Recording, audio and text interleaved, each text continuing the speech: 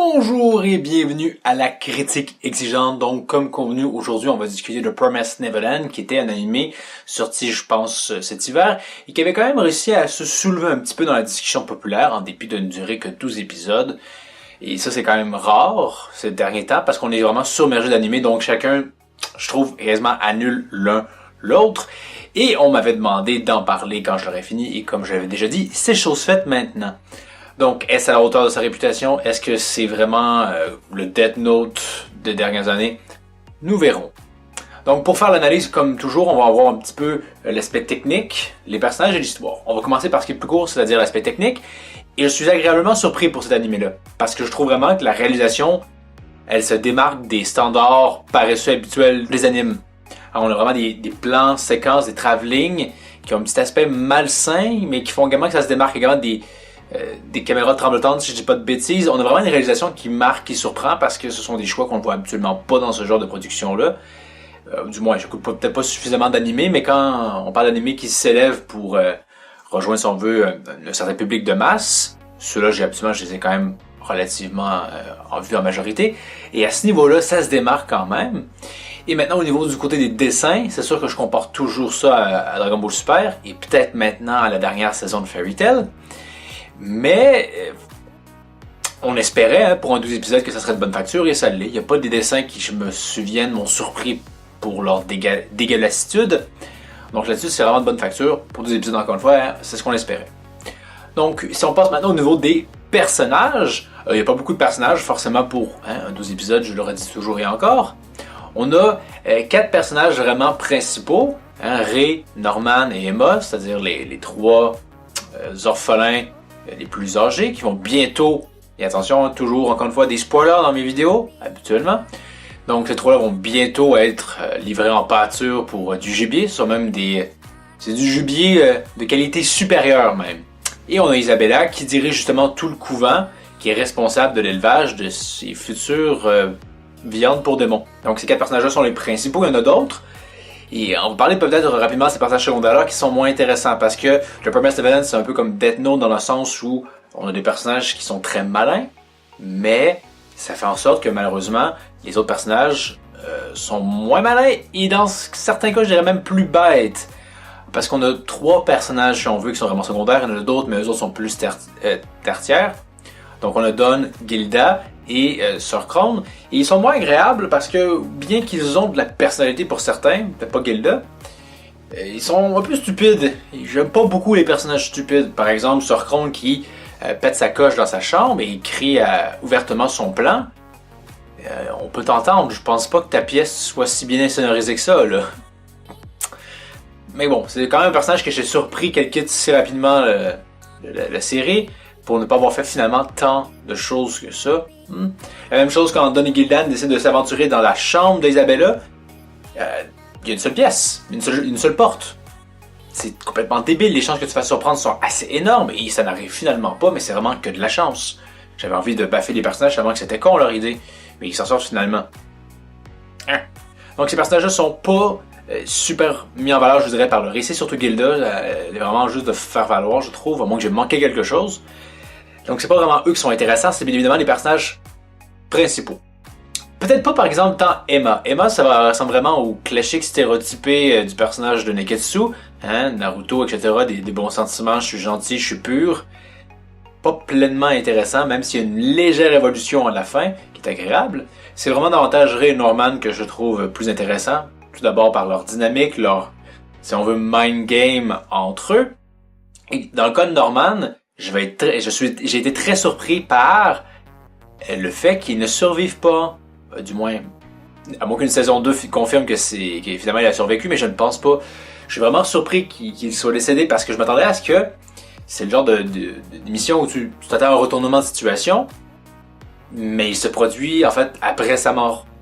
Ça m'a vraiment un peu surpris. De la même façon, Ray et toutes ses implications avec Isabella, le fait qu'il soit très cynique, le fait que sa condition fait qu'il n'a pas eu d'enfance, parce que très tôt, il le savait qu'il allait devenir gibier, et qu'il devait trouver un moyen, soit dans son cas, lui, c'était de se venger du système tout en se sacrifiant. Donc, c'est vraiment les 2 personnages, selon moi, les plus intéressants. Il y a également Isabella, qui est aussi un personnage qui a quand même une certaine saveur. On le découvre plus tardivement et on se rend compte qu'un peu comme Sir Chrome, les deux sont issus du système et le système les a corrompus à leur propre sauce.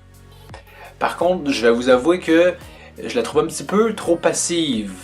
Elle a moyen de surveiller les enfants, mais s'en sert pas très souvent, alors qu'elle pourrait le faire allègrement et elle leur éviter un paquet de problèmes. Donc, mais son changement entre un côté psychopathe et très aimant, c'est quand même assez agréable à ce niveau-là. Par contre, au niveau du personnage, je suis surpris qu'elle ne se soit pas suicidée à la fin. Parce que j'imagine que le système en place, les démons et les autres patentes vont la tuer pour avoir aussi gravement échoué. C'est mon hypothèse. Je me suis dit, elle peut se tuer parce qu'elle préfère ça qu'à se faire tuer par eux. Mais il faut croire que peut-être qu'ils ne la tueront pas parce qu'ils ont absolument besoin d'une future marchandise et elle est capable de livrer ça, même si elle a déjà échoué. Je sais pas. Sir Chrome avait à peu près rien fait pour trahir tant que ça et elle a été tuée.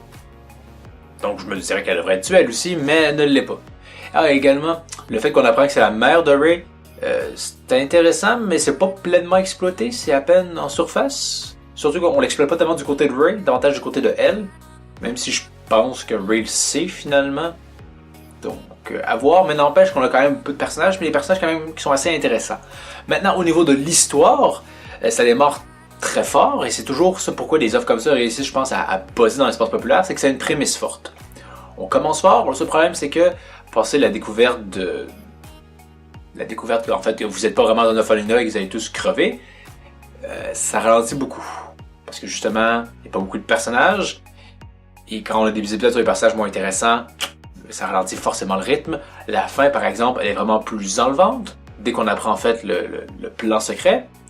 Là, c'est intéressant. Le problème, c'est qu'en tout, tu as 3 épisodes vraiment très bons dans le lot sur environ 12. Ça fait que c'est pas forcément une série que tu vas avoir, je pense, grand plaisir à regarder, voir le début, voir la fin, parce que il manque de stratagèmes et d'enjeux.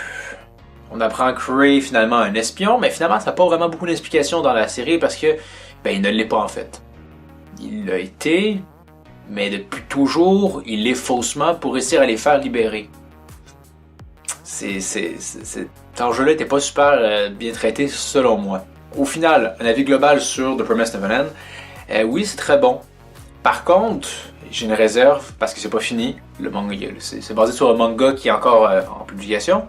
Pour une deuxième saison, je pense pas que ça puisse fonctionner tant que ça. J'ai regardé quelques chapitres, pas beaucoup, et on fait encore des choix que je juge très étranges, dans le sens que l'univers va vers autre chose qui s'éloigne trop de la prémisse initiale. Certaines œuvres réussissent à faire ça. Par exemple, Dragon Ball avait une prémisse initiale, trouver les Dragon Ball, et très rapidement c'est réglé et on passe à autre chose.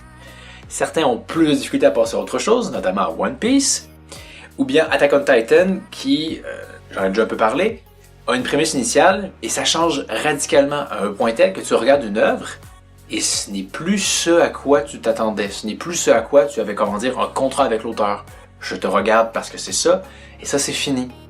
Et on peut faire une analogie avec une série TV qui, si on veut, avait un principe un peu similaire, Prison Break, où l'enjeu principal au début de la saison 1, c'était de s'échapper de la prison. En saison 2, c'était une chasse à l'homme, qui était encore un peu agréable, mais après coup, ça part en couille. Parce que justement, l'enjeu de la série, c'était de voir des stratagèmes pour s'échapper de prison. Une fois que c'est fini, ça serait bien que ta série finisse assez rapidement après. C'est pareil ici. La fin, ils réussissent à s'échapper de l'orphelinat. On peut voir peut-être comment ils survivent, mais il faut pas non plus que ça perdure, je pense, trop longtemps. C'était une très bonne première saison, que je vous conseille fortement, mais j'ai des doutes par rapport au fait que ça puisse perdurer dans le temps via des saisons supplémentaires. Donc vous, si vous l'avez regardé, et j'espère que la personne que tu avais commandé la vidéo, que tu vois cette vidéo, je sais que ça fait un petit bout de temps, mais c'est chose faite maintenant. Donc, qu'est-ce que vous avez pensé de Promised Neverland? Est-ce que c'est la hauteur de Death Note? Pour moi, absolument pas. Est-ce que c'est la hauteur de Attack on Titan? C'est sûr que ça va un peu une fusion des deux, là. Difficile à dire si c'est meilleur qu'Attack on Titan. Pour l'instant, oui, parce qu'Attack on Titan, c'est trop, je dirais, étiré dans le temps. Mais à voir. Donc, merci d'avoir regardé. Pour la prochaine critique exigeante, nous allons parler probablement du chapitre 48 de Dragon Ball Super. Donc, hâte de voir si Boo va avoir du combat ou ça va tout de suite passer à autre chose. Donc, c'est quand même un chapitre que j'attends beaucoup. Donc, encore une fois, merci d'avoir regardé. N'hésitez pas à partager, aimer la vidéo, la commenter. vous abonner et je vous dis à la prochaine critique exigeante.